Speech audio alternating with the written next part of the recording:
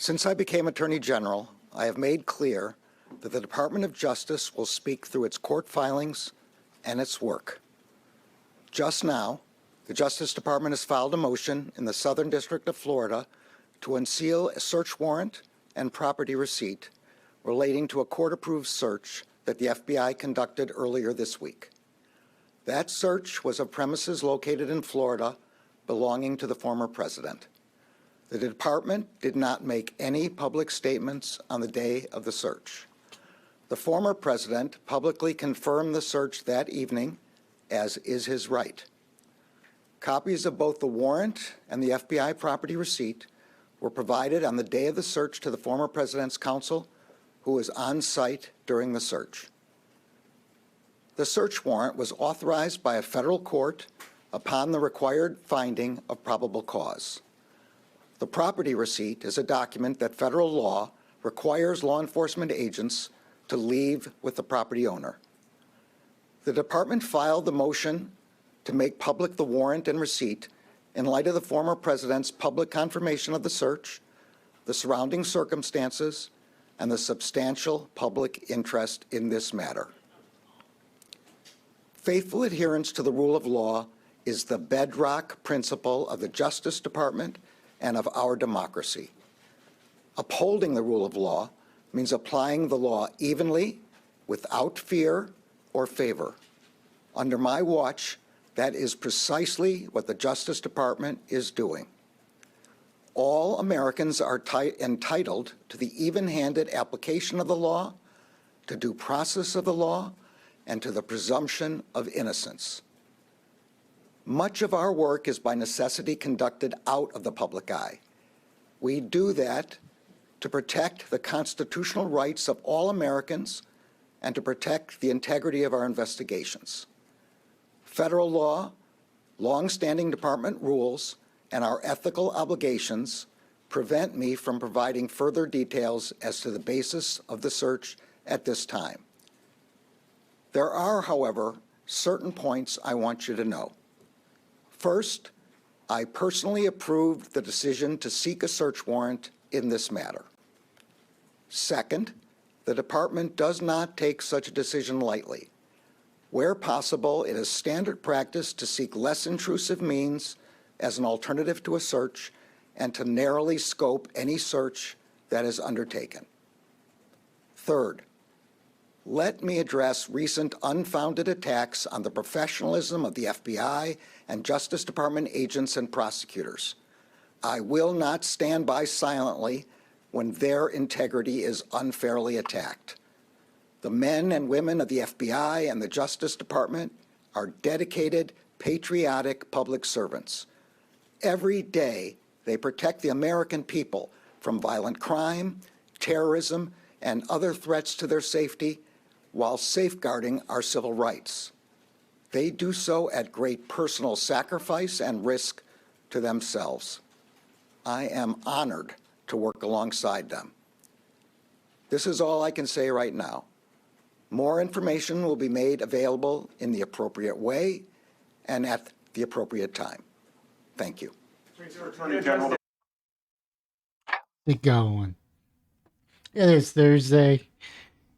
I wanted to start off the video with his speech. All right, and then Mr. Moore, you here? And I definitely hate autoplay. Now, with that being said, there's a lot of unanswered questions other than the fact who approved it. Apparently, he knew about it. Question, did Biden know about it? I don't know. But according to this press conference, someone's lying. And it's probably Trump or his lawyers saying that he would never received a copy of the search warrant. So I'm not really going to be defending Trump's word on that. But also, I do know that Marlon is it Marlon Garland? Who cares? Probably should know this. Either way, Garland, Merrick Garland, said that they left the copy of the warrant or search warrant with the itemized list of things that they took. he could be lying as well. I don't know. I have no trust in politicians' word anymore. It goes for even people I do support. And the people I support, I don't really support. I just don't support the other person. So de facto, I support this group, which is not really a good way to do it. But I don't think this press conference was anything to do with Trump.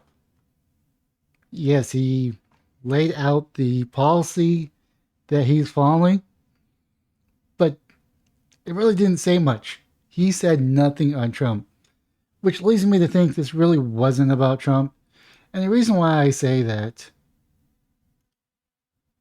because unfortunately, some idiot did something idiotic, and people are probably going to say it was a Trump supporter. Some people are going to say it's a false flag. Someone's going to say it's Antifa. Some people's going to say it's X. But I think this is why he spoke. Because they were getting a lot of legit threats, either online or in person. But this is the story. An armed man tries to breach the Cincinnati FBI building, leading to shots fired and a standoff. A standoff has ended after an attempt to breach the Cincinnati FBI building led to a pursuit of an armed suspect in Clinton County, according to the officials of Ohio State Highway Patrol and the Clinton County Emergency Management Agency. According to Ohio State Highway Patrol, it started around 9 a.m. when an armed man attempted to breach the FBI Cincinnati visitor screening facility. An alarm went off, and the FBI special agent responded when the man fired a nail gun at law enforcement personnel.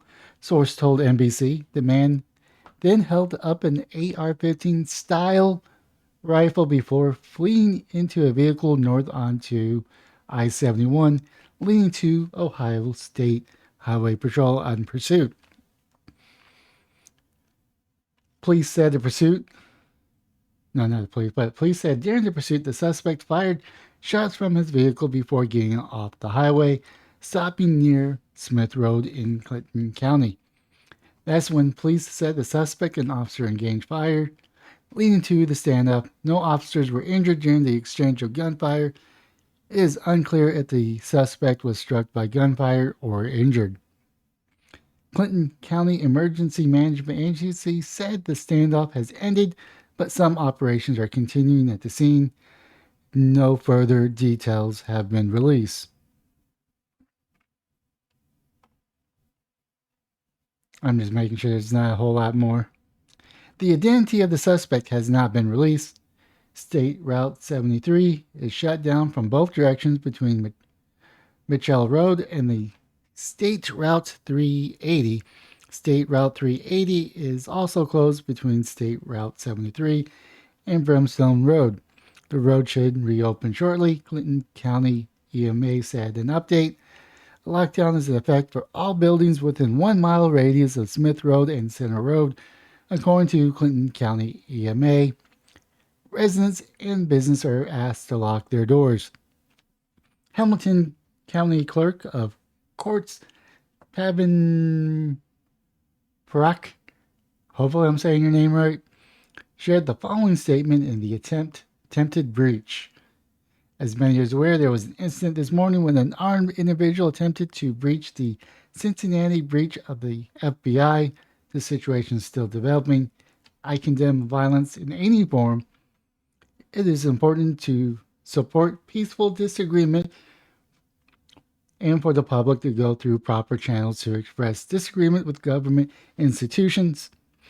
The Bailiff Division of Hamilton County Clerk of Office, not office, but Hamilton County Clerk of Courts shares responsibility for the courtroom security at the Hamilton County Courthouse, along with our partners at the Hamilton County Sheriff Office of Cincinnati Bailiff, kept our judges, clerks, courtroom staff, and the public safe.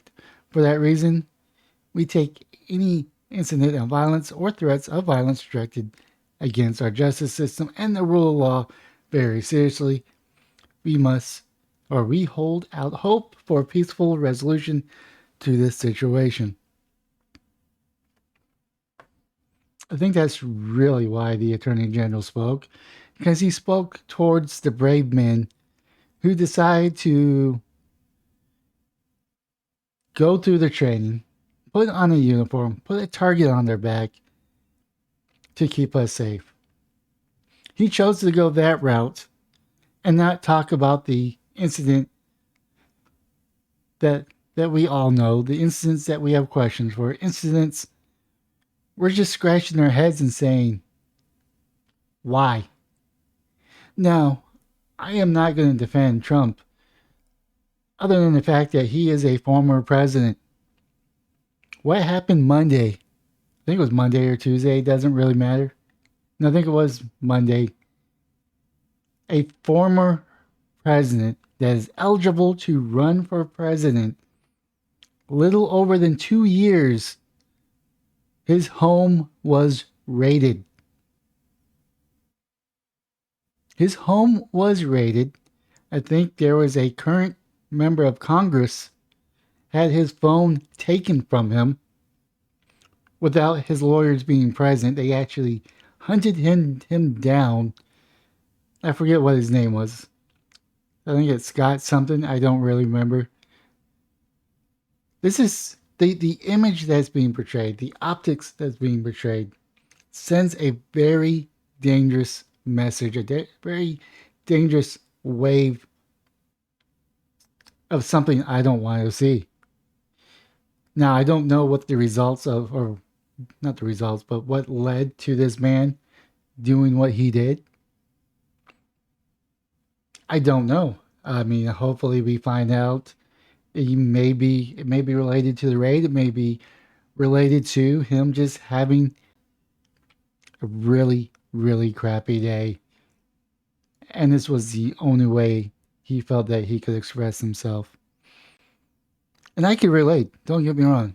I can relate because I took today off to take care of some tax issues for my house. It did not go my way. And at the end of it, I was really, really upset. And I'm pretty sure those people on the other side felt my frustration is they gave me a counter offer when I protested. But the fact that I declined it, which initiated a formal hearing, that offer is no longer available. So it is, here, go ahead and take a discount, even though it's not really what you're asking for. We think it's fair. But now that you rejected it, it's no longer on the table, and we're going to charge you $100,000 more on your property. Because we feel since other homes were being sold at around that rate, your house is worth that much in your neighborhood.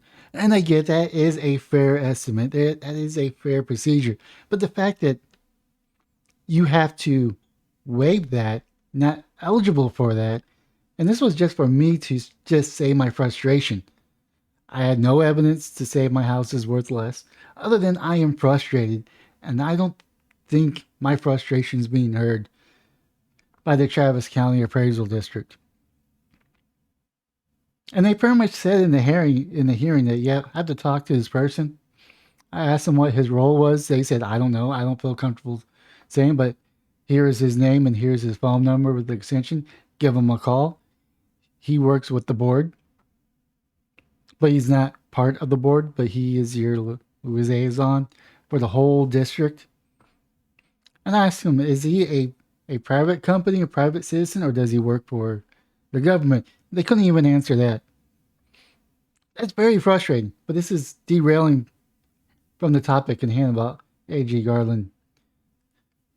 But that's what I did, so I don't know what this guy's story is who decided to go shoot up an FBI headquarters in Cincinnati or an office. I don't know what his reasons are. But there's people out there who'll probably label him part of the MAGA movement, the Make America Great movement. America First movement to discredit the Republicans that are American First, to say, hey, look at the tension, look at the violence this group does. And that's what I got from A.G. Garland during this press conference. He wants to protect the institution. He wants to protect the FBI. He wants to protect the cops. Where was this energy when Trump was still in office? Where was this energy during the Summer Love riots? Where was this energy towards cops who were being slandered, being labeled bad guys, being labeled thugs? Not a single peep other than Donald Trump and the Republicans saying that they support the cops, they support the rule of law, while the Democrats pretty much gave the okay for the riots. They say, this is for racial inequality. You must fight the power. And if you're arrested, there will be a fund to bail you out. That is our vice president said that she set up a foundation or a fundraiser to bail out people arrested, breaking into homes, burning down buildings, attacking our law enforcement. Where was this energy then from the Democrats? Do not let the Democrats be the party of law and order when they clearly aren't. When it benefits them, they're the party of law and order. Now I get there's people on the Trump side who are calling to disabolish the FBI. I don't necessarily agree with that either, because we do need rule of law, and I think we do need American first politicians, regardless of what party they're from. Hopefully they're not from a party and they're just the average day citizen who wants to make America great again, or just make America the greatest America has ever been. I don't know. I'm kind of ranting right here, so I'm going to end it right there. So leave a comment down below. Did you watch A.G. Garland? Did you watch it live? Because I watched it live. You listened to it at the beginning of the video. Do you agree with my assessment or do you disagree? Do you agree that regardless if you're a president or the average day schmo, you could be rated? Or do you think the fact that someone became president, does that give them a special treatment? When I say special treatment, I don't think he's above the law, but I think there's special attention that is needed to make sure that it's on the uppity up. There needs to be transparency into this, and right now, there's not a whole lot of transparency. So leave a comment down below on what your thoughts are. Smash the like and subscribe button on any all platforms, or just the platform that you're currently watching. But most importantly, have yourself a wonderful day, morning, or evening.